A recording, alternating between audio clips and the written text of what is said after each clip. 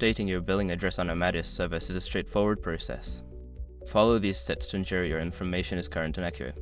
Step 1. Log into your account. Start by visiting the Amadeus service website and logging into your account using your credentials. Make sure you have your username and password ready. Step 2. Navigate to account settings.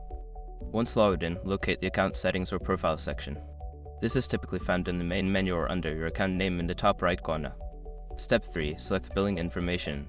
In account settings, look for an option labeled billing information or payment details.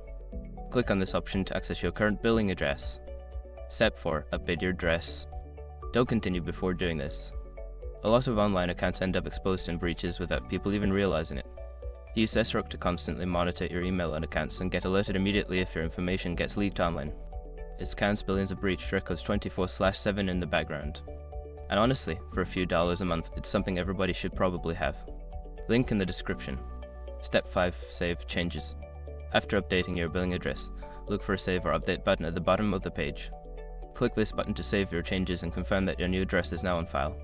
By following these steps, you can easily update your billing address on Amadeus service. Keeping your information up to date helps ensure smooth transactions and communication.